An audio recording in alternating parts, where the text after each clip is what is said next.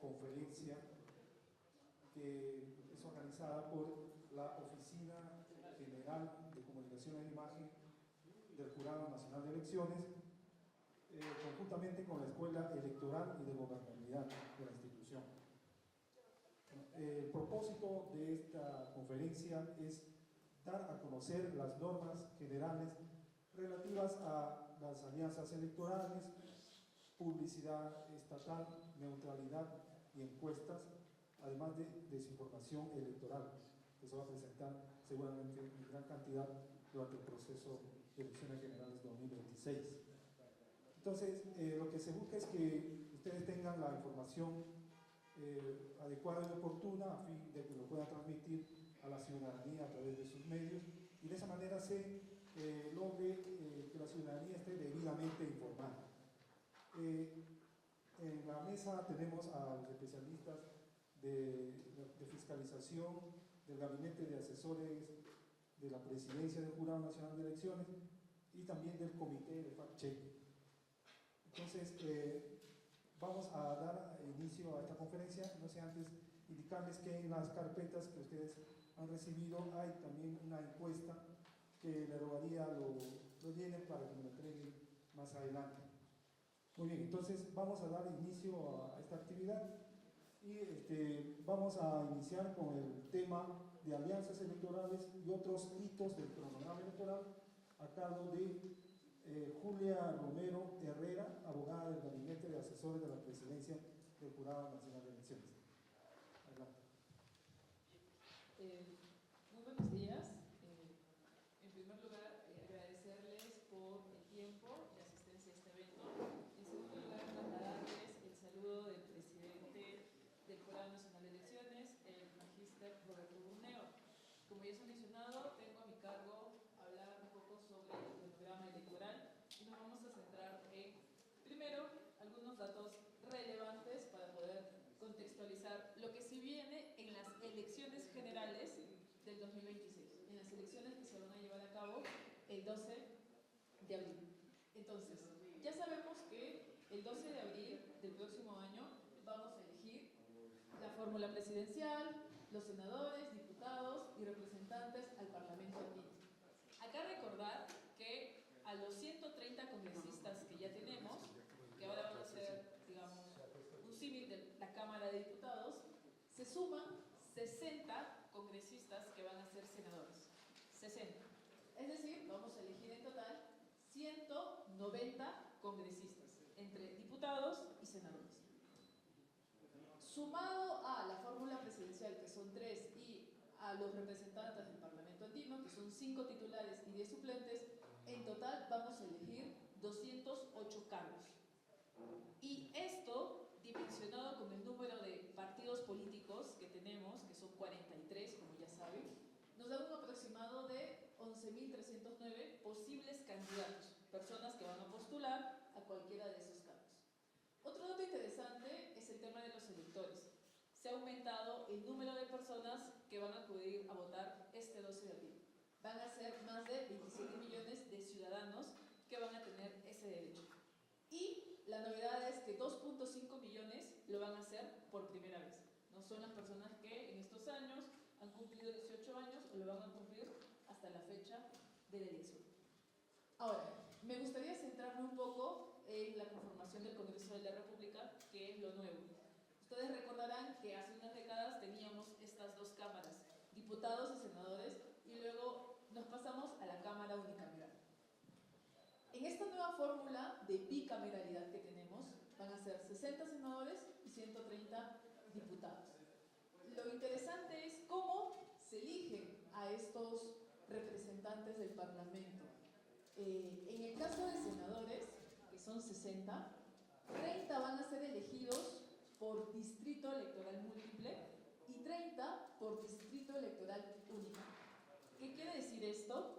Que 30 senadores, el escaño de 30 va a ser dividido de acuerdo al número de distritos múltiples.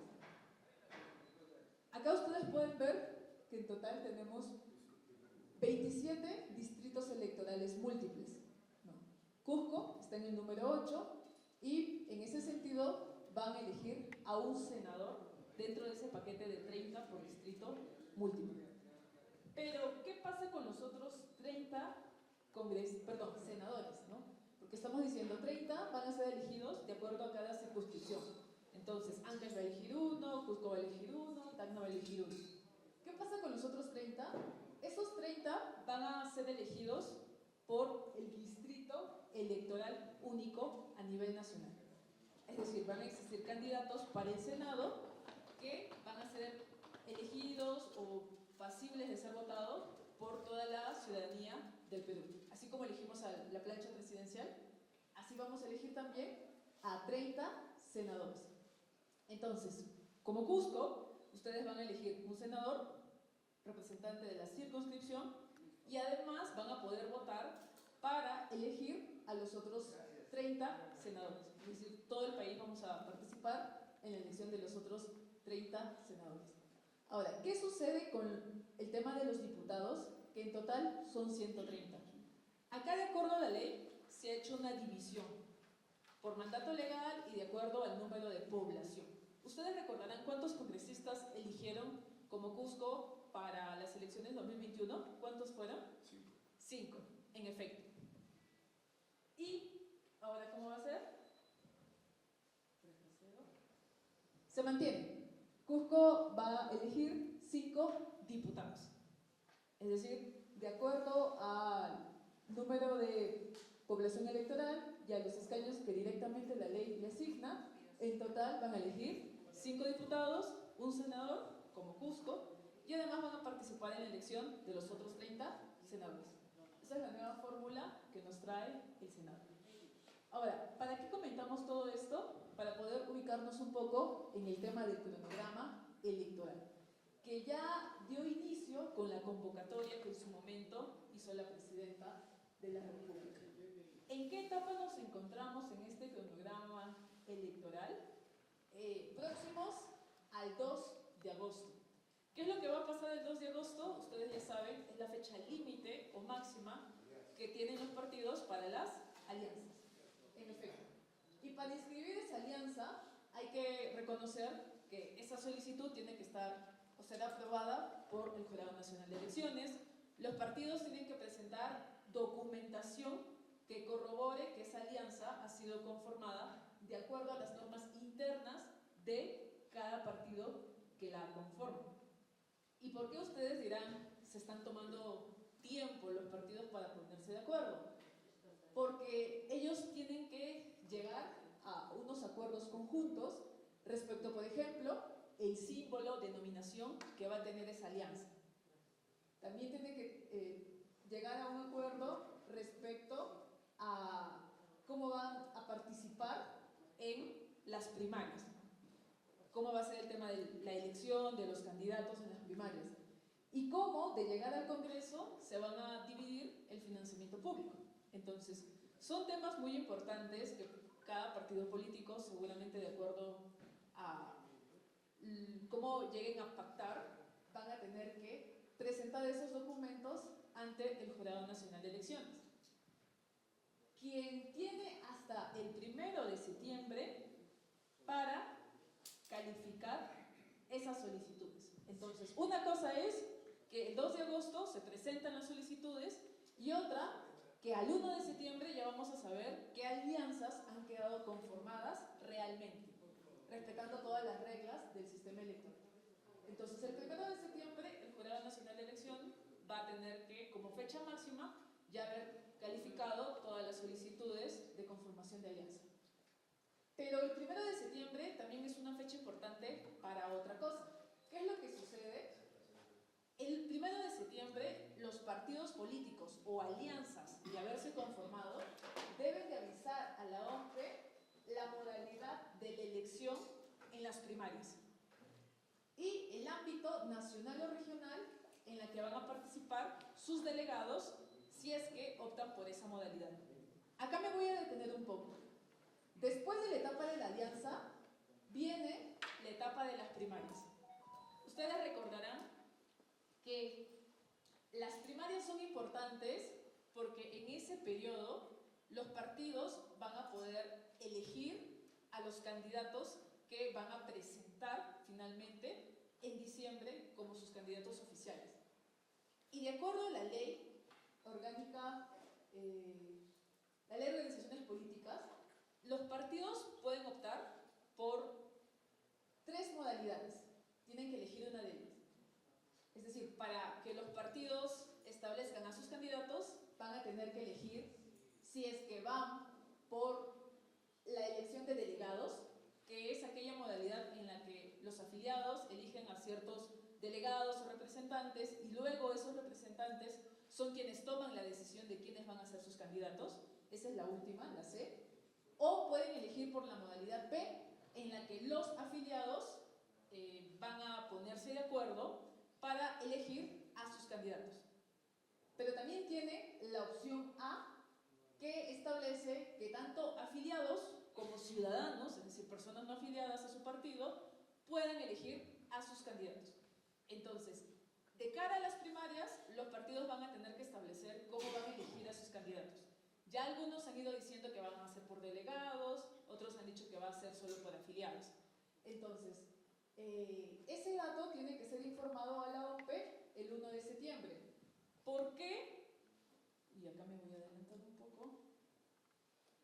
Porque el 30 de noviembre es la fecha en la que todos los partidos políticos o alianzas deben de elegir, ¿no?, a sus candidatos. El 30 de noviembre es el día de las elecciones primarias. Entonces, ese día, quienes optaron por elección afiliados y ciudadanos o solo afiliados, tienen que definir quiénes van a ser sus candidatos.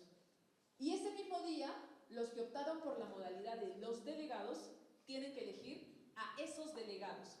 ¿Para qué? Para que en la semana, el 7 de diciembre, esos delegados elijan a los candidatos. Entonces, 30 de noviembre y 7 de diciembre son importantes porque los partidos o alianzas van a elegir a sus candidatos. Acá recordar que estamos hablando de los candidatos que son afiliados, tienen una afiliación con el partido. Porque posteriormente, hasta el 23 de diciembre, las organizaciones políticas pueden elegir también a los candidatos designados o llamados también como invitados. Ahora, otra fecha importante, retrocediendo un poco, es el 14 de octubre. Ese es el día en el que va a cerrar el padrón electoral. Hasta esa fecha, las personas tienen para poder actualizar, por ejemplo, la dirección en la que finalmente van a votar o hacer ejercicio de su participación política. Y el 13 de octubre también es importante porque ese día es la fecha máxima para que los altos funcionarios que señala la Constitución, como gobernadores regionales, alcaldes, vicegobernadores, ministros, si es que quieren postular como presidentes, congresistas o parlamentarios andinos, tienen que renunciar. Entonces, si por ejemplo un alcalde quiere postular a ser senador o diputado, dependiendo de si cumple o no los requisitos, tiene hasta el 13 de octubre para renunciar. Entonces, eso es una fecha también muy importante. Y también es la fecha límite para que los integrantes de las Fuerzas Armadas o policías que quieren ser candidatos también pasen al retiro. Y después de estos hitos, que son del 2025, nos pasamos al 23 de diciembre. ¿Por qué es importante el 23 de diciembre? Porque es el último día en el que los partidos tienen para inscribir a sus candidatos. El 23 de diciembre, entonces, los partidos políticos van a tener que registrar a quienes están postulando para la presidencia, para el Congreso, por ejemplo. Eso quiere decir que el 24 de diciembre ya vamos a saber más o menos quiénes van a ser los inscritos como candidatos para este proceso electoral, quienes posteriormente van a ser evaluados para ver si cumplen con los requisitos exigidos por la Constitución y la ley. Y para esa fecha, como dato interesante que queremos subrayar, para el 23 de diciembre, el Jurado Nacional de Elecciones ya va a tener instalado 60 jurados electorales especiales. De hecho, lo va a terminar de instalar en el mes de septiembre. En Cusco también tenemos instalado un jurado electoral especial. ¿Y esto por qué? Porque esos jurados son quienes van a calificar esas solicitudes de los candidatos. Entonces tenemos una presencia a nivel nacional. Eso en cuanto al 2025. En el 2026, claro, la fecha que quizás nos interesa, me voy a saltar un poco, es pues el 12, exacto, al 12 de abril, que es el día de las elecciones, ¿no? El 12 de abril es la primera vuelta que vamos a tener. Pero para llegar al 12 de abril hay que recordar que el Jurado Nacional de Elecciones habrá evaluado a los candidatos para ver si no tienen sentencias, si no incurren en causales que les impiden postular. Y finalmente, el 7 de junio va a ser la fecha de la segunda vuelta, de ser el caso, para elegir a nuestro presidente o presidenta para el periodo 2026-2031. Me quedo acá presta a las preguntas que puedan tener para ir aclarando algún hito o datos sobre este cronograma.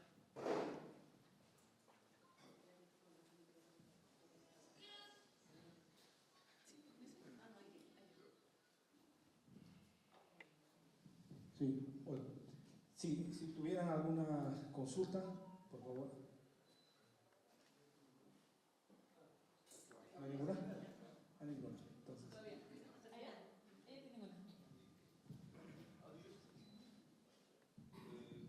¿Se podría aclarar en caso ya se dé la presentación de los candidatos, se dé o se devele que tienen procesos judiciales o sea, den procesos de investigación ya judicializados, van a poder retirarse de los, en este caso de los grupos políticos o retirarse de la... ¿sí? Sí, el 23 de diciembre se presentan las solicitudes de candidato, pero eso no implica que ya quedan de manera automática calificados como candidatos, ¿no? Para que se dé tal condición y sean propiamente aceptados cumpliendo el marco normativo y corroborar que no incurren en alguna causal de impedimento para postular, el Jurado Nacional de Elecciones, a través de los jurados electorales especiales, va a evaluar si esos candidatos cumplen con los requisitos. Entonces, por ejemplo, el 11 de febrero va a ser la fecha límite para la publicación de las fórmulas y listas admitidas. Es decir, el jurado evalúa y dice estos son los candidatos que han cumplido con los requisitos y los estamos admitiendo. Pero ojo, eso no es todo. Posteriormente, después de hacer la publicación de estos candidatos, que va a ser el 11 de febrero, la ciudadanía puede presentar tachas. También se pueden dar por eso exclusiones. Y la fecha límite para definir si finalmente vamos a excluir a candidatos, habiéndose o no presentado las tachas, va a ser el 13 de marzo. Por eso que recién el 14 de marzo vamos a tener las candidaturas ya inscritas. Es decir, el 14 de marzo ya vamos a saber quiénes realmente son los candidatos que cumplieron con la normativa que actualmente existe. Sí. Creo que está claro, pero hay algunas precisiones. A ver, usted decía que a Cusco le corresponde 5 diputados. Cupos para diputados, ¿de acuerdo? Allí prima el género, varón o mujer, entonces tendría que ser 6, es una primera pregunta. La segunda pregunta, a Cusco le corresponde como distrito múltiple, ¿no es cierto? Correcto. Como distrito múltiple le corresponde únicamente un cupo para senador. Sí. Funciona a género, entonces tendrían que ser 2. Gracias. Ya. La precisión que usted hace es correcta. Nosotros hemos descrito el número de cargos que se van a elegir, distinto al número de postulaciones que debe de presentar un partido. Como bien señalan acá, dado el criterio de paridad y alternancia, en aquellos distritos en donde los escaños es impar, los partidos van a tener que presentar uno más para cumplir ese criterio de paridad. ¿no? Entonces son criterios distintos. Ahora, si quieren saber cómo se da esa cifra de cuántos postulantes o candidatos tienen que presentar, nosotros tenemos el reglamento de listas y fórmulas en donde se señala en sus anexos cuántos candidatos debe de presentar cada partido por cada circunscripción, tal como lo ha señalado. Una pregunta complementaria. En el caso de la plancha presidencial, ¿funciona el género? ¿O puede ser presidente varón, vicepresidente varón, segunda vicepresidenta mujer? ¿O cuál es la explicación que nos da y la precisión? Sí, el tema de la alternancia no se cumple, pero sí se exige que exista por lo menos un hombre o una mujer. El orden es inferior. ¿La plancha presidencial? Sí, solo acotar, ya que estamos hablando de la plancha presidencial, que si bien pueden haber invitados o en realidad llamados designados, 20%, los designados no pueden ser presentados en la fórmula presidencial. Solo cabría para el Congreso de la República.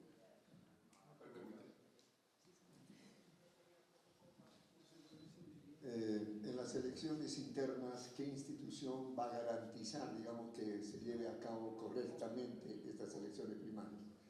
2. Si los partidos políticos no cumplen con ese requisito, ¿qué tipo de sanción van a tener?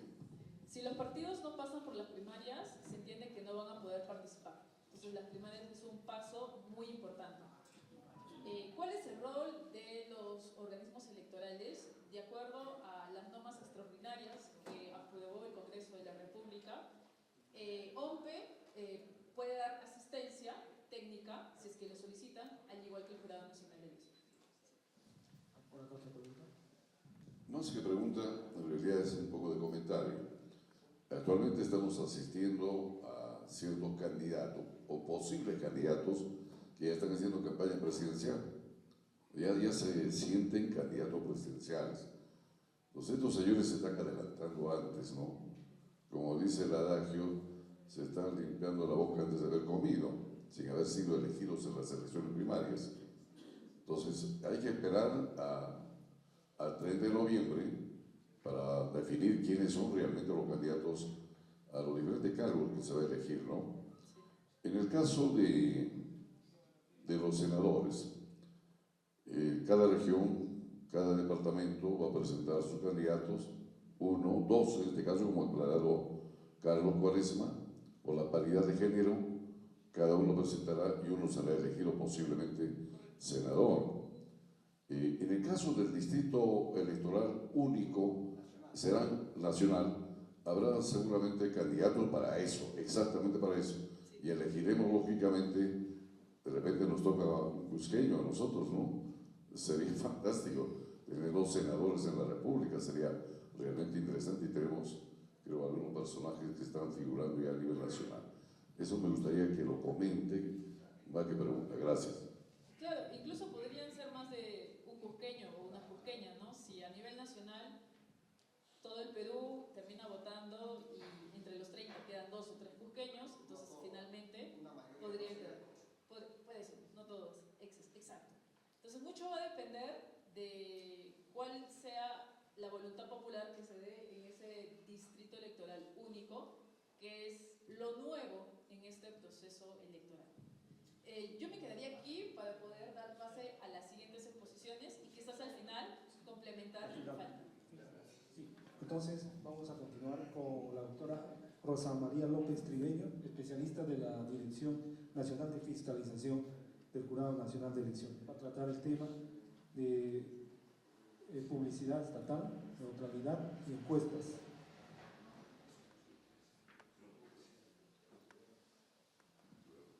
Buenas tardes, la verdad me siento muy complacida de poder estar aquí con ustedes, de contar con su presencia y sobre todo con su compromiso, ¿no? Con su compromiso con la información y con el ampliar sus conocimientos y precisar la información que ustedes manejan para que puedan transmitirla de mejor manera a la ciudadanía. Entonces, conmigo vamos a conversar sobre 3 temas, que son mecanismos que se implementan cuando se convoca un proceso electoral para darle mayor garantía de transparencia al proceso electoral, ¿no? Los 3 temas que vamos a abordar ahora conmigo son el de publicidad estatal, el de neutralidad y el de encuestas electorales. Vamos a empezar con el tema de publicidad estatal. Y la publicidad estatal, de manera general, desde que se convoca un proceso electoral, la ley establece que queda prohibida de manera general, ¿no? Sin embargo, establece algunas excepciones en aquellos casos de impostergable necesidad y utilidad pública, en el que es posible difundir esta publicidad estatal, sin embargo también con algunas restricciones que las vamos a ver a continuación. Entonces, ¿qué cosa es la publicidad estatal? La publicidad estatal es la información que las instituciones públicas difunden con recursos públicos, transmiten a través de los diferentes medios. Ahí está, ¿no? Allá. Ya, a través de los diferentes medios con recursos públicos para dar a conocer a la ciudadanía las políticas públicas, las actividades, los programas que están implementando, ¿no? Eso se hace con la finalidad de que la ciudadanía conozca que se van a llevar a cabo estas actividades y posicionarse como institución, ¿no? Entonces, la base normativa aquí de lo que es la publicidad estatal es la Ley Orgánica de Elecciones, el Decreto Supremo que convoca elecciones, que justamente es el que establece el momento desde el cual aplican estas prohibiciones, y el reglamento sobre propaganda electoral, publicidad estatal y neutralidad, que es la resolución 112/2025. Este es un reglamento que ha aprobado este año el Jurado Nacional de Elecciones y que ha incorporado algunas precisiones, algunas modificaciones con relación a los reglamentos que venían aplicándose en procesos electorales anteriores, ¿no? Entonces, por eso es que lo mencionamos, para que lo tengan en cuenta y para que cuando deseen consultar acudan a este que está vigente, ¿no? Entonces, como les decía, ¿qué cosa es la publicidad estatal? Ya lo hemos mencionado.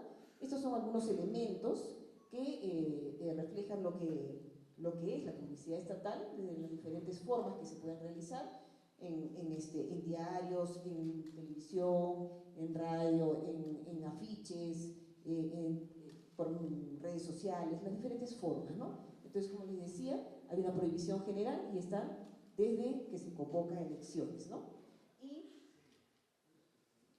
La prohibición general, que es para todas las instituciones públicas. Todas las instituciones públicas tienen la obligación de cumplir con esta restricción. Quien es el responsable por cada institución es el titular del pliego. Estas son las excepciones que les mencionaba por casos de impostergable necesidad de utilidad pública. Son relacionadas principalmente a los temas de seguridad, a los temas de educación y a los temas de salud. Entonces, cuando las instituciones públicas desean difundir una publicación, tienen que tienen que sustentar que se está tratando de una publicación que es necesario que se publique en este momento, que no se puede postergar en el tiempo, ¿no? Que es necesaria para la ciudadanía en general, para el bien común, ¿no? De ninguna manera puede haber detrás de esa comunicación, esta publicación, un beneficio propio, ¿no? Entonces, hay también en el reglamento unas precisiones de qué cosa no es publicidad estatal. Entonces, estas publicaciones no requieren pasar por el filtro del Jurado Nacional de Elecciones, no requieren solicitarse autorización, no requieren recargar la labor del Estado de ningún sentido, ¿no? Ni de la institución ni del Jurado Nacional de Elecciones.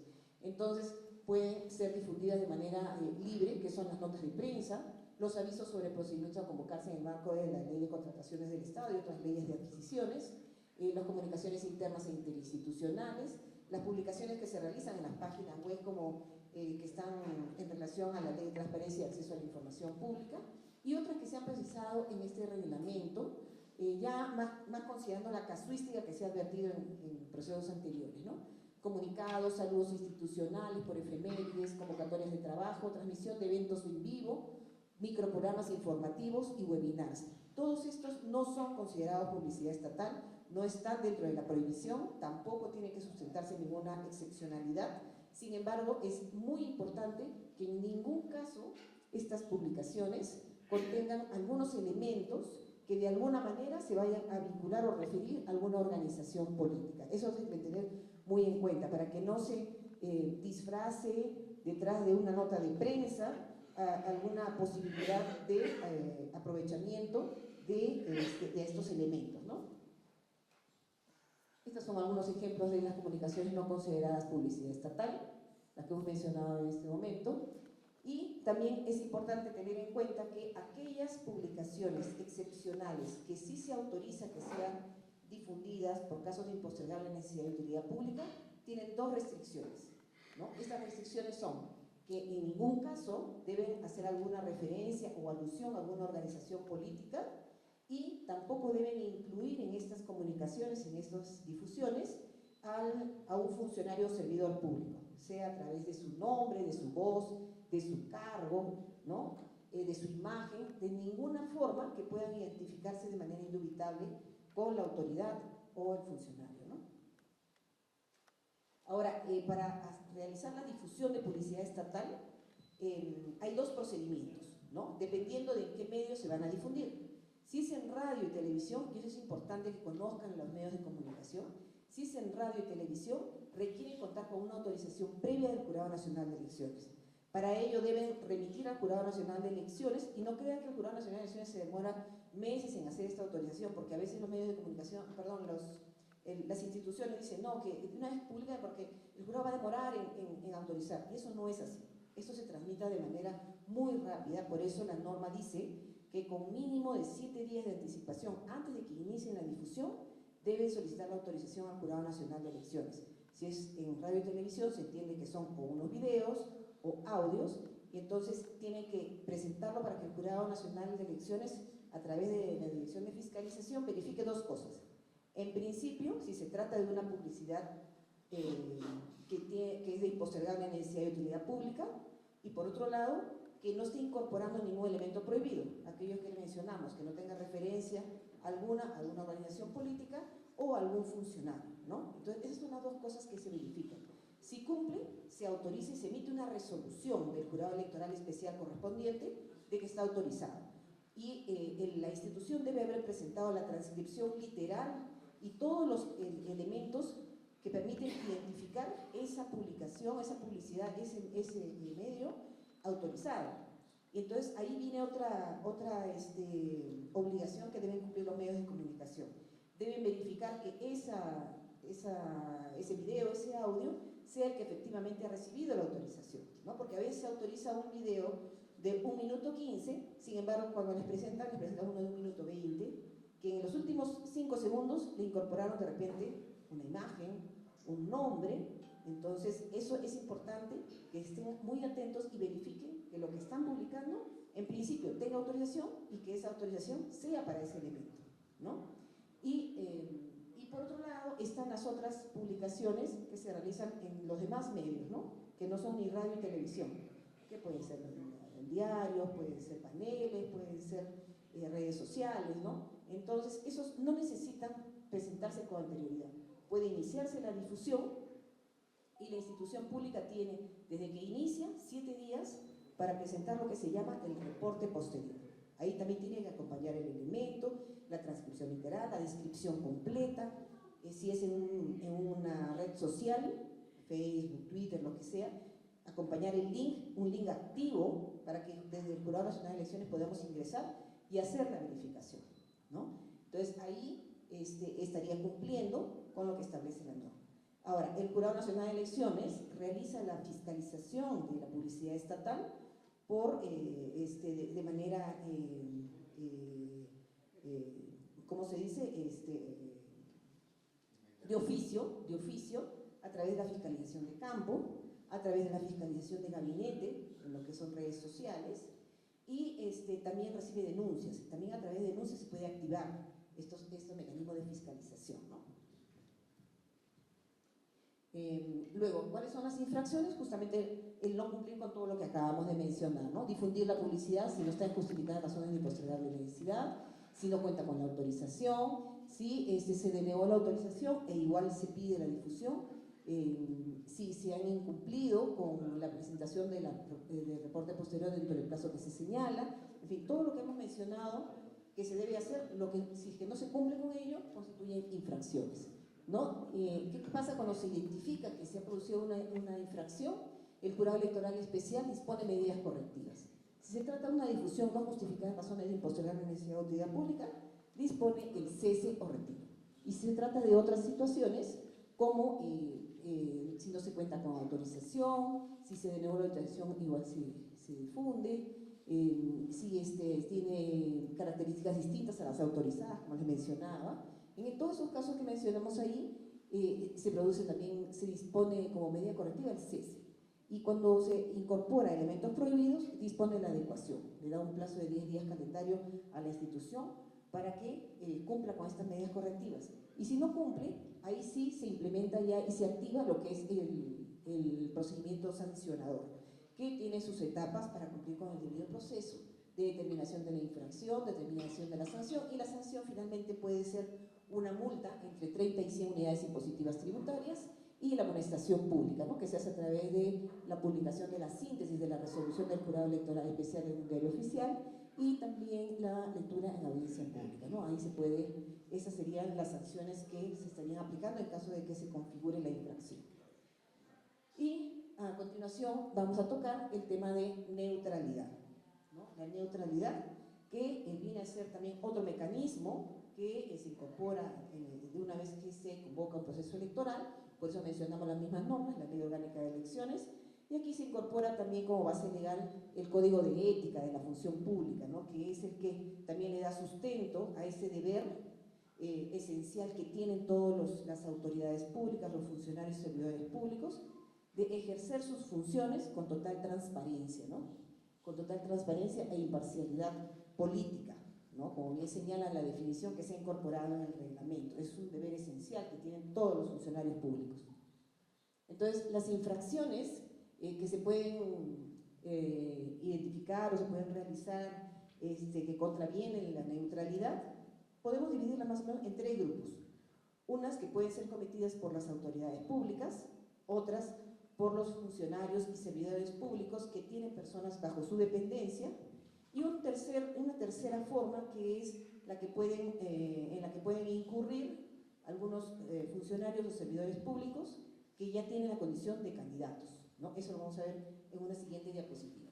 En esta hay que tener en cuenta que en estos 2 primeros escenarios, cuando se trata de autoridades públicas y de funcionarios o servidores públicos que tienen personas bajo su dependencia, lo que no se implementa el procedimiento sancionador. Una vez que se determina que se ha producido la infracción, lo que se hace es remitir al Ministerio Público, a la Contraloría General de la República y a la institución a la cual pertenece la autoridad o funcionario para que aplique las sanciones que correspondan.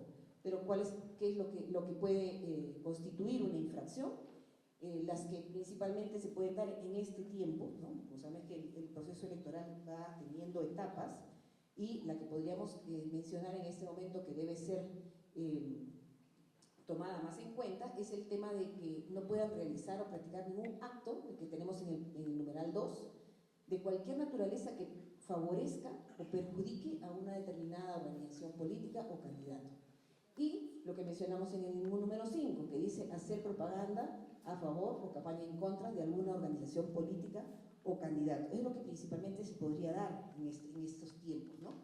Porque la que está referida a perturbar la libertad de sufragio o el impedir el funcionamiento de las mesas de sufragio son en otros momentos, ¿no? Los que en este momento son los que están en el número 2 y el número 5, ¿no? Realizar cualquier acto de cualquier naturaleza que busque favorecer o perjudicar a alguna organización política o candidato, o que se haga propaganda política, ¿no? Y en el caso de los funcionarios y servidores públicos con personas bajo su dependencia, básicamente es el mismo supuesto, ¿no? ¿Y cuál es el tratamiento que se va a dar en el caso de estas infracciones que cometan estos servidores? En principio se hace una verificación de los hechos, se hace un informe de fiscalización, un informe técnico, eso se pone en conocimiento del jurado electoral especial, que va a correr traslado a la autoridad para que haga su descargo, y en caso de considerar que se ha incurrido alguna infracción, es lo que les digo, ¿no? Se remiten los actuados al Ministerio Público, a la Contraloría y a la entidad estatal a la cual pertenece el funcionario. En caso negativo, bueno, obviamente se archiva, ¿no? Y en aquellos casos de funcionarios públicos que postulan como candidatos, aquí es importante tener en cuenta que la Ley Orgánica de Elecciones establece una prohibición expresa, ¿no? Que a partir de los 90 días anteriores al acto de sufragio, todos los funcionarios públicos que postulan a cargos de elección popular están impedidos de realizar proselitismo político en la inauguración e inspección de obras públicas, y tampoco pueden repartir a personas o entidades bienes adquiridos por la institución o que han sido donados, ¿no? Esas son prohibiciones, impedimentos expresos que establece la Ley Orgánica de Elecciones. Incluso hace algunas precisiones adicionales. En el caso de elecciones municipales están prohibidos de incluso participar en esas actividades. Pero lo hemos puesto en otro color porque no es aplicable a este proceso todavía, ¿no? Pero sí es importante para ustedes conocerlos, porque a continuación de las elecciones generales elecciones generales se vienen las elecciones regionales y municipales, ¿no? Ahora, el procedimiento sancionador en este caso es, como le decía, puede ser de oficio, por denuncia, también hay un informe fiscalizador, el jurado electoral especial califica, si admite, corre traslado, si corre traslado, ahí comienza la primera determinación de la infracción. Y si considera que se ha producido una infracción, lo que va a ordenar a la autoridad funcionaria es que se abstenga de incurrir nuevamente en una infracción bajo procedimiento de amonestación pública y multa, ¿no? Y remite copia en esta primera etapa a la Contraloría General de la República y a la entidad a la cual pertenece el funcionario.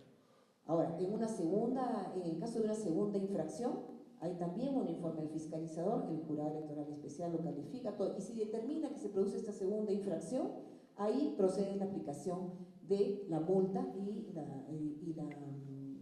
la amonestación pública y la multa, ¿no? Y también va a correr traslado a la Contraloría General y a la institución a la cual pertenece el funcionario. Y la multa aquí, como sabemos, es la misma o similar a la de la Policía Estatal, de 30 a 100 unidades impositivas tributarias, ¿no? Y lo que hemos mencionado, la administración pública y la multa, ¿no? Y el tema de encuestadoras electorales, que es nuestro tercer tema, ¿no? Las encuestas electorales también tienen su sustento en la Ley Orgánica de Elecciones. El artículo 291 señala que es posible realizar la difusión del resultado de las encuestas electorales, pero solamente hasta el domingo anterior al día de la elección. Después del domingo anterior al día de la elección ya queda prohibida la difusión de cualquier resultado de estas encuestas electorales, ¿no? Y también hay una ley, la 27369, que se emitió desde el 2001, que estableció que para que una encuestadora pueda difundir encuestas, el resultado de estas encuestas debe estar debidamente inscrita ante el registro electoral de encuestadoras que está en el Jurado Nacional de Elecciones. Entonces, ninguna encuestadora que no esté debidamente inscrita puede hacer la difusión de encuestas, y la difusión se hace a través de los medios de comunicación. Entonces, los medios de comunicación aquí tienen la obligación de verificar que la encuestadora que les está pidiendo que hagan la difusión del resultado de una encuesta tenga la inscripción vigente, ¿no? Y esto es fácilmente, es accesible. Ustedes pueden acceder al registro electoral de encuestadoras a través de la página web del jurado. Vamos a ver en una diapositiva siguiente que es muy fácil de acceder, ¿no? Y es de acceso público en realidad. Y el reglamento, también hay un reglamento específico sobre encuestas electorales durante el proceso electoral que se ha aprobado este año, que es la 107, ¿no? Y establece este reglamento disposiciones para lo que es la fiscalización de parte del Jurado Nacional de Elecciones, que va a encargarse de fiscalizar la difusión del resultado de las encuestas electorales sobre intención de voto y simulacro de votación, y las acciones que determinaron el resultado del estudio, o sea, las acciones que realizó la encuestadora para determinar ese resultado, ¿no? O sea, tienen aspectos técnicos que cumplir y que establece el reglamento que deben cumplir las encuestadoras, ¿no? Y de ser necesario aplicar el procedimiento sancionador. Eso es lo que regula el reglamento. Entonces, si ustedes ven, ingresan al portal institucional del Jurado Nacional de Elecciones, se va a desplegar la primera pantalla que ven en el número 1, y en la parte inferior hay un recuadro azul, ¿no? Y que dice información de interés. Ingresan ahí y se va a desplegar otras pestañas, y una de ellas, la que está remarcada en el cuadro verde, dice registro electoral de encuestadoras. Ingresan ahí y se va a abrir esa tercera pantalla que dice encuestadoras vigentes, encuestadoras canceladas, encuestadoras sancionadas, ¿no? Y en encuestadoras vigentes, ahí pueden ver los datos de la dirección, todos los datos de inscripción, la página web, ¿no? Es importante la página web porque esos informes que deben presentar las encuestadoras, luego de que han hecho una encuesta y han llegado a un resultado, tienen que publicarla en su página web.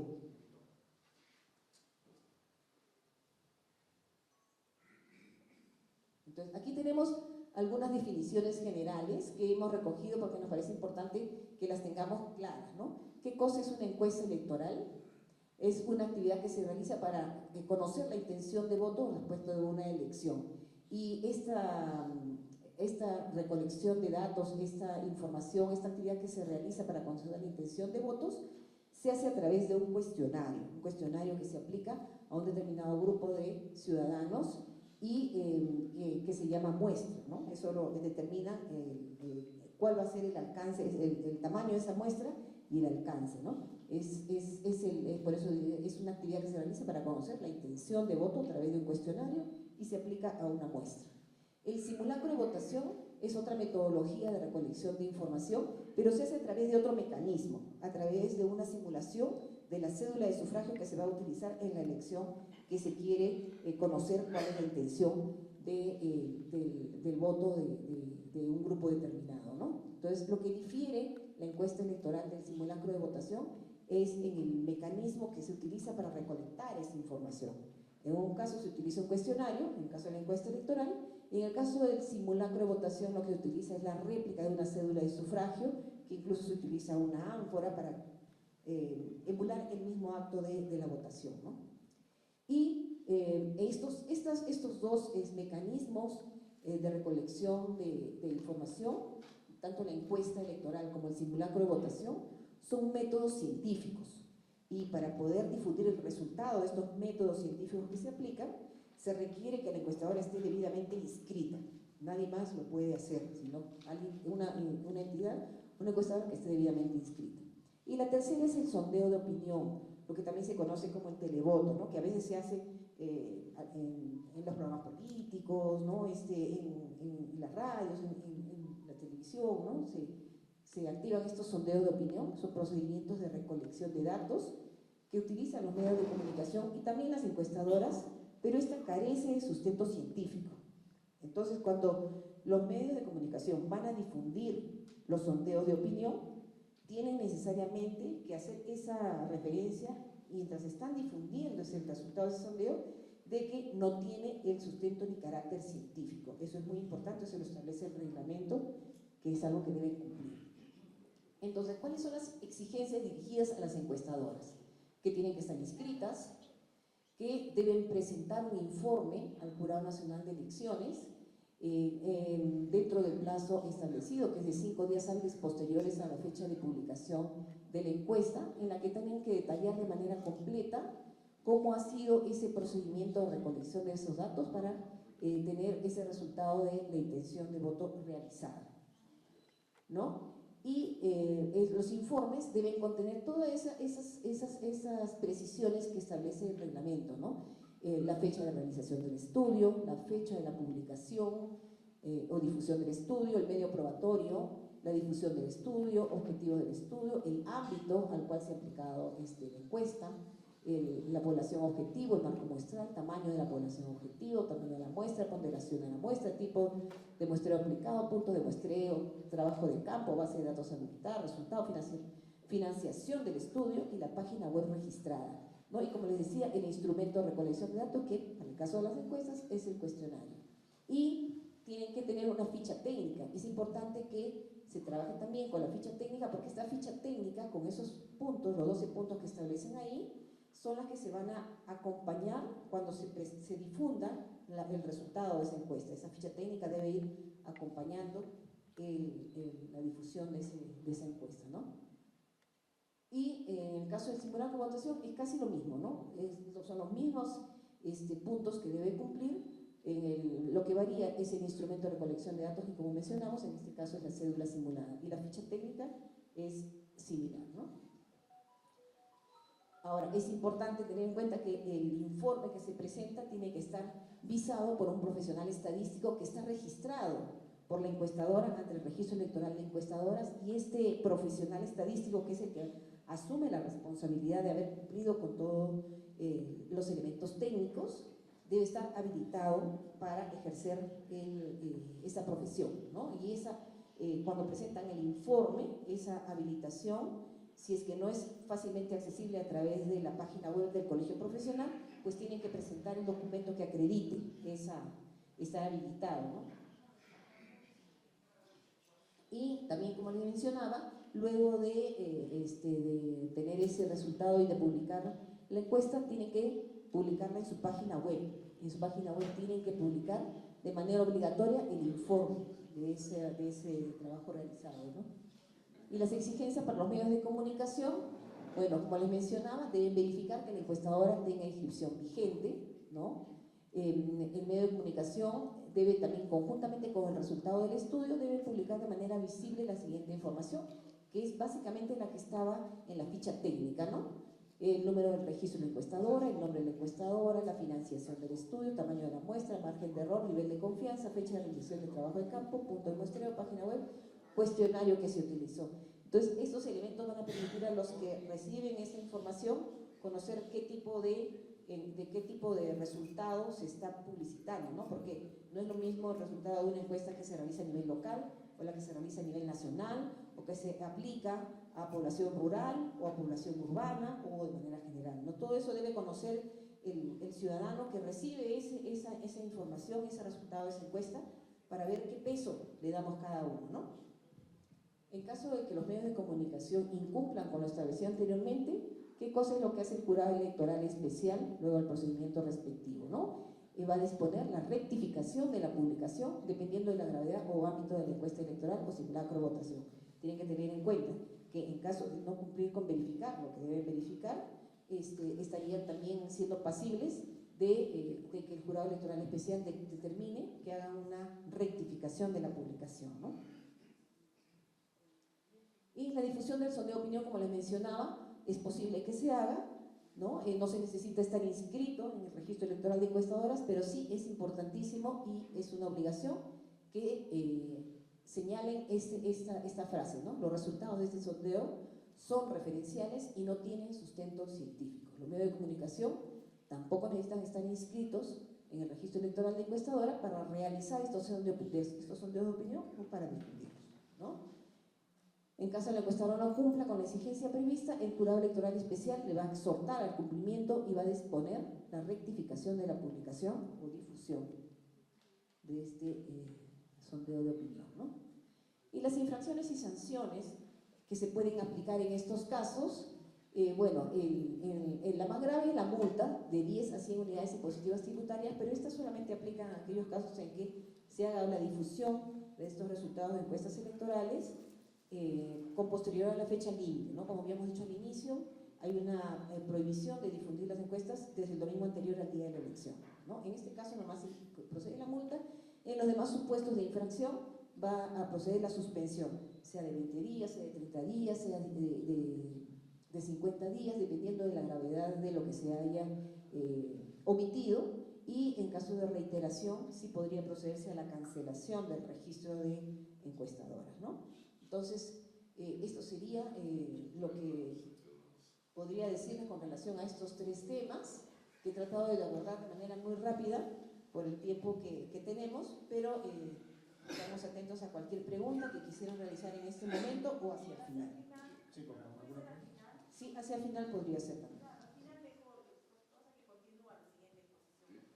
A ver.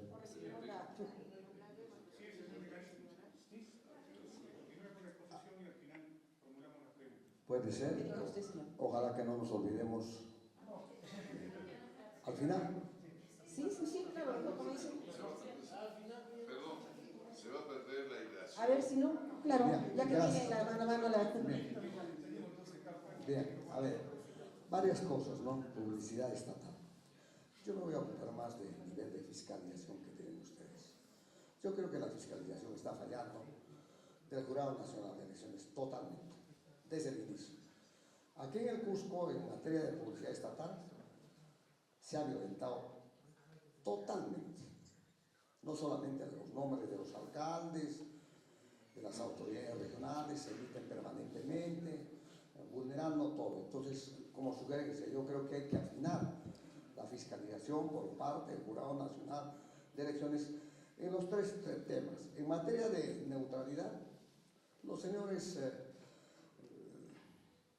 congresistas de la República están haciendo abuso total en este momento. El señor alcalde de Lima, con este asunto de tren, ¿no?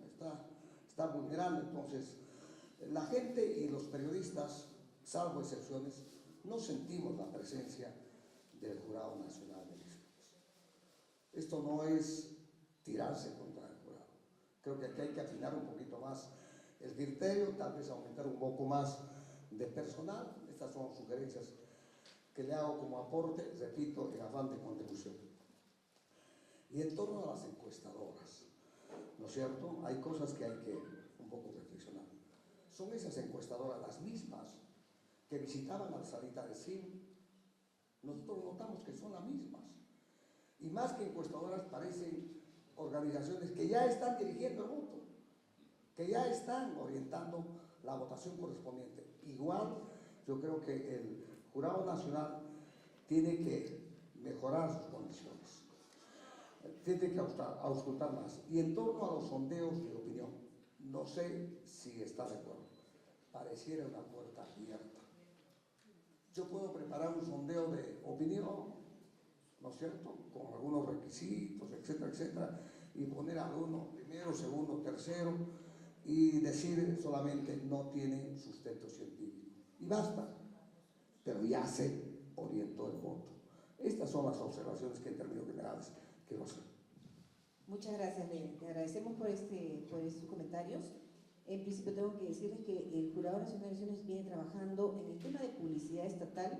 Hasta el momento ya hemos registrado 2.890 incidencias. Eso es un corte que se ha hecho hasta el día de ayer y que ya han sido en materia de informes de fiscalización, informes técnicos de fiscalización, en la que se detallan los supuestos en los que se considera que hay alguna infracción y están puestos ya a conocimiento de los jurados electorales especiales respectivos y están tramitando esos 2.890 casos de publicidad estatal.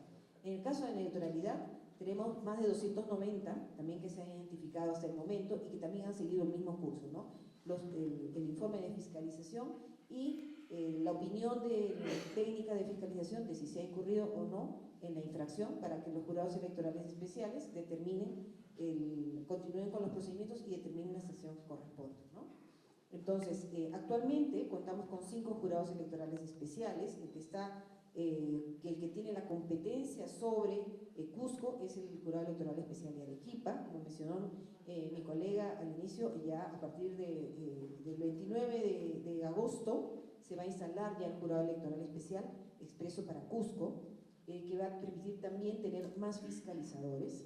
Pero si bien los fiscalizadores de campo que van haciendo la identificación de oficio de aquellos supuestos de infracción, se amplía también a través de las denuncias ciudadanas que permiten también activar ese mecanismo de fiscalización, ¿no? Entonces, ahí es muy importante contar también con esas formas de identificar estas posibles transgresiones, ¿no?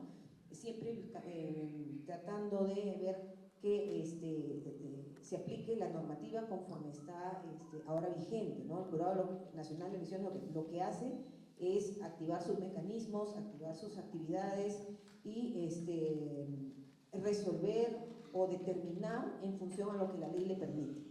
En el caso de las encuestadoras, sí también es importante que estas están permitidas por ley, ¿no? Por ley, y lo que se tiene que tener en cuenta es que estas encuestadoras deben cumplir con ciertos requisitos para actualizar su inscripción y su vigencia para que puedan realizar sus encuestas y difundir esos resultados de las encuestas, ¿no?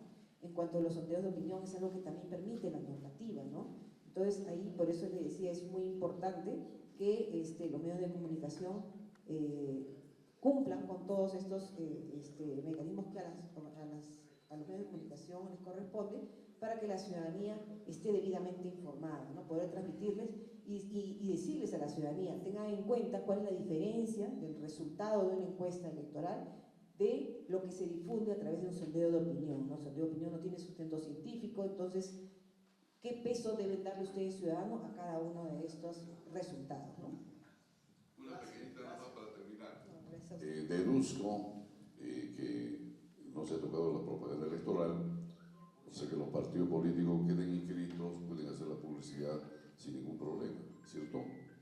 Claro, no se ha tocado todavía el tema de propaganda electoral porque todavía no tenemos candidatos inscritos y la normativa está principalmente relacionada a la actividad que realicen los candidatos y las organizaciones políticas cuando ya se cuenten con candidatos inscritos, ¿no?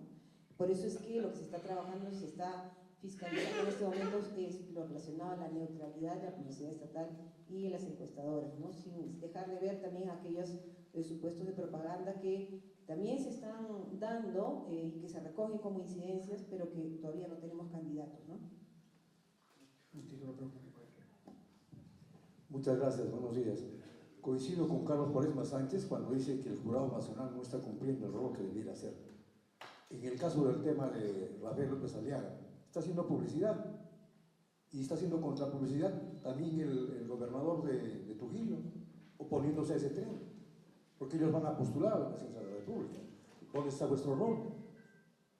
Respecto a las encuestadoras, miden ustedes si se vende, si se trafica con el margen de error que dan las encuestadoras, que en un atomizado contexto electoral, 43, un voto vale para ganar una elección. Muchas gracias.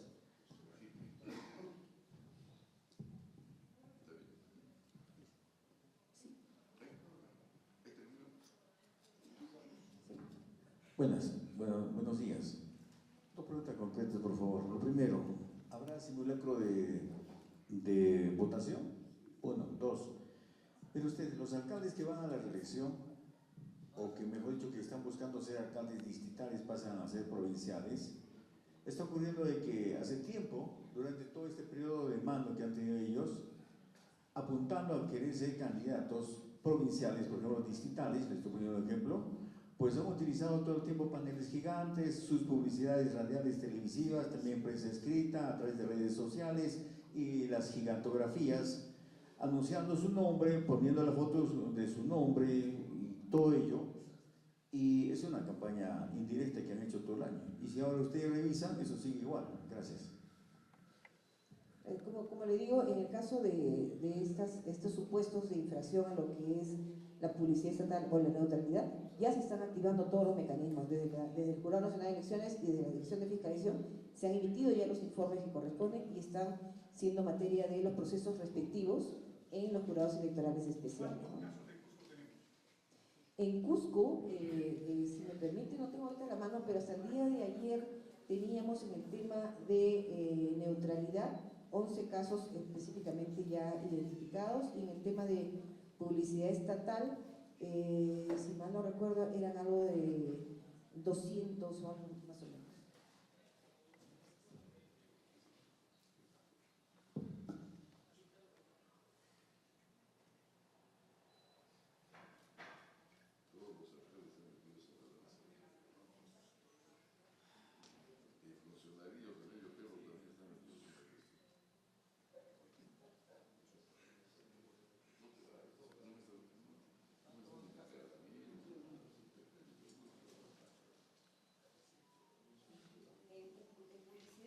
Tenemos 103 casos, y en el tema de neutralidad 11 casos identificados. 103.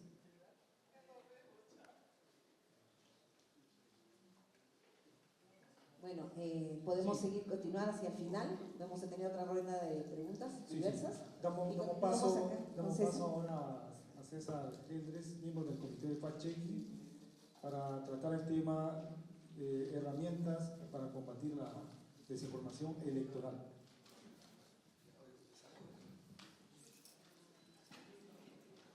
¿Qué tal, colegas? ¿Cómo están? Primero saludarlos, agradecerles su presencia. Voy a tratar de ser lo más breve posible para que la conferencia pueda terminar también acorde a los horarios y a los pendientes que tienen ustedes ya establecidos, ¿no? Sé que es un día complicado aquí, por eso agradecemos su presencia. Tenemos unas elecciones generales sin precedentes. Son 43 organizaciones políticas registradas de momento, un número que básicamente duplica las que estuvieron inscritas en el 2021 y casi triplica las del 2016. Esto también se traduce en cerca de más de 10.000 candidatos a presidentes, vicepresidentes, Cámara de Senadores y Diputados ahora también. Y bueno, y esto también va a aumentar la cantidad de desinformación que va a circular a través de las redes sociales y los medios digitales. ¿Cuáles son los principales retos a enfrentar que tenemos ante la experiencia que tuvimos en las elecciones pasadas del 2021 y este nuevo contexto electoral que se viene? Son los contenidos falsos con inteligencia artificial, ataques a las instituciones electorales y discursos para deslegitimar, uso de bots y campañas de desinformación, acciones sistemáticas y deliberadas de trolls y ataques violentos contra candidatos. Ahí tengo un dato que de acuerdo al World Economic Forum, la desinformación ocupa el primer lugar en el ranking de riesgos globales en el mundo. Aquí les tengo más data también de Datum, que por ejemplo señala de este año, de 2025, que los jóvenes utilizan las redes sociales para informarse, pero contradictorio en este mismo estudio señala que es del medio que más desconfían. Es ahí donde los medios de comunicación juegan un rol clave, porque ustedes con su marca, con su imagen, con su nombre, con su prestigio que tienen ya ganado de años, pues le pueden dar esa confianza al ciudadano que las noticias que ustedes transmiten, que llegan a través de sus fuentes, pues está corroborada, verificada, ¿no? Y el ciudadano puede estar informado, cosa que no los tiene las redes sociales, ¿no? Porque a veces una cuenta puede publicar cualquier información y mucha gente la termina compartiendo o viralizando, ¿no? Acá algunos principales casos de desinformación, ¿no? Los más comunes, ¿no? Fraude organizado por las autoridades ante un proceso electoral, intervención de otros poderes del Estado, sectores políticos, normativa electoral o funciones del JNE o de los JEE, postulación de candidatos con antecedentes, declaraciones falsas de candidatos, los muertos votan, podrán recordar una frase como esa, mentiras para invalidar el voto, mentiras que buscan generar miedo, encuestas falsas e ilegítimas. Es por eso que el Jurado Nacional de Elecciones, a través de su comité de fact-checking, es que está redoblando esfuerzos para tratar de mitigar o combatir la desinformación que circula a través de las redes sociales. ¿Quiénes conforman este comité? Un miembro de la Secretaría General, un miembro del Gabinete de Asesores, un miembro de la Oficina General de Comunicaciones e Imagen, que es el área a la cual yo pertenezco, un miembro de la Dirección Nacional de Educación, Información Cívica y Ciudadana, un miembro de la Dirección Nacional de Registro y Organizaciones Políticas y un miembro de la Dirección Nacional de Fiscalización y Procesos Electorales. ¿Qué cosas verificamos? ¿Qué es lo que, digamos, podría pasar por un proceso de fact-checking a través del comité? Contenido relacionado a procesos electorales en curso o pasados. Recordemos que muchas veces la desinformación puede ser también con información pasada que la quieren hacer pasar como actual, ¿no? O la quieren, alguna imagen, un video que pasó hace mucho tiempo, lo quieren hacer pasar como si fuese reciente. Contenido relacionado a la normativa electoral, contenido sobre procedimientos electorales, contenido relacionado a las decisiones o resoluciones de los jurados electorales especiales o del Pleno Jurado Nacional de Elecciones, contenido relacionado al desempeño de funcionarios, piezas gráficas, videos y audios o formatos de IA manipulados así la fuente no esté debidamente identificada. ¿Qué cosas no verificamos? Publicaciones de bots o trolls en Twitter o en X, se le llama la cuenta huevo también, ¿no? Porque cuando uno se creaba una cuenta en esta plataforma digital, te ponían la imagen de un huevo, ¿no? Cuando no tenías aún tu imagen de foto de perfil. Memes o publicaciones parodia, publicaciones de personas que no cumplen con los criterios de alcance, opiniones como el yo creo, yo pienso, a mi parecer. Esto también incluye las columnas de opinión o editoriales, salvo que contengan datos erróneos, ¿no? Sobre normas, resoluciones o actividades del Jurado Nacional de Elecciones. Contenido sobre la vida personal o privada de los funcionarios del Jurado Nacional de Elecciones y contenido relacionado a temas pendientes de resolución aún por el Jurado Electoral Especial o el Jurado Nacional de Elecciones. En procesos electorales en curso, como va a ser el otro año, publicaciones o declaraciones de candidatos que no estén relacionados a temas funcionales o normativos, publicaciones o declaraciones de abogados de partidos políticos que tengan procesos pendientes aún de resolución, cualquier tema relacionado a procesos en curso pendientes a resolución del Pleno, y no se verificará si tras la conversación directa con el autor de la desinformación acepta su error, elimina el contenido y hace una rectificación. Aquí le dejo algunos ejemplos de las informaciones que hemos verificado. Recuerden que cuando el cardenal Prevost asumió como nuevo papa, como nuevo sumo pontífice, se circuló una información no corroborada que mencionaba que él contaba con su DNI peruano vigente y que estaba integrado a una organización política.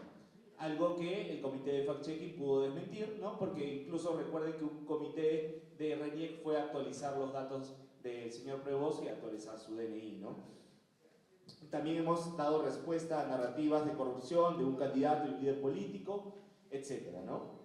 Esto es lo más importante para mí de la presentación, que son herramientas que a ustedes les pueden servir para poder mejorar su trabajo periodístico, como por ejemplo la plataforma INVIT, donde pueden poner un video que les llega a través de cualquier medio, sea WhatsApp, redes sociales, etcétera, y esta plataforma INVIT te puede dar el contexto, cuándo sucedió, es como que te ayuda a verificar de cuándo es ese video.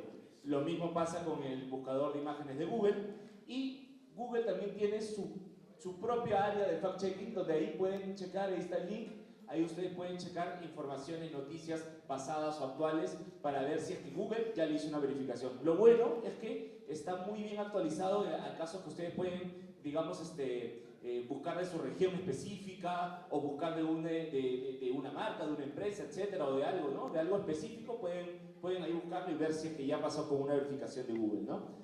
Estas otras dos herramientas también son muy importantes, que es la biblioteca de anuncios de Meta. Sabemos que Meta es este conglomerado ahora que tiene a Facebook, Instagram, WhatsApp, etcétera, y el buscador de anuncios de Google.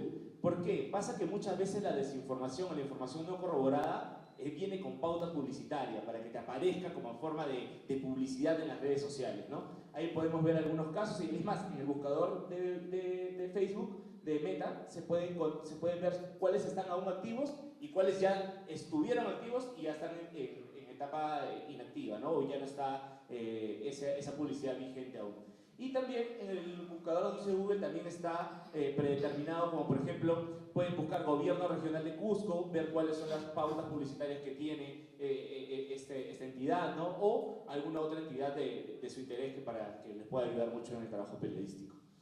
Solamente para concluir, ¿no? Agradecerles su presencia y recalcarles, el comité de fact-checking no es un comité sancionador, no es que estamos detrás de todas las cuentas de los posibles candidatos, de las organizaciones políticas, para ver si incumplen o no incumplen, porque digamos, nosotros no sancionamos, nosotros verificamos la información no corroborada que muchas veces llega a la ciudadanía y se viraliza. Una vez que ese link de WhatsApp llegó a una persona que no contrastó, la información se viraliza muy rápido, ¿no? Entonces, cualquier consulta, ese es nuestro correo de contacto, igual le puedo dejar mi número. Recordemos que como periodistas nuestro trabajo es más de retroalimentación, así que los invito también a ustedes que sean nuestros aliados contra la desinformación, porque su labor y su trabajo es clave, ¿no? Muchísimas gracias. Si tienen alguna pregunta, con gusto se la respondo.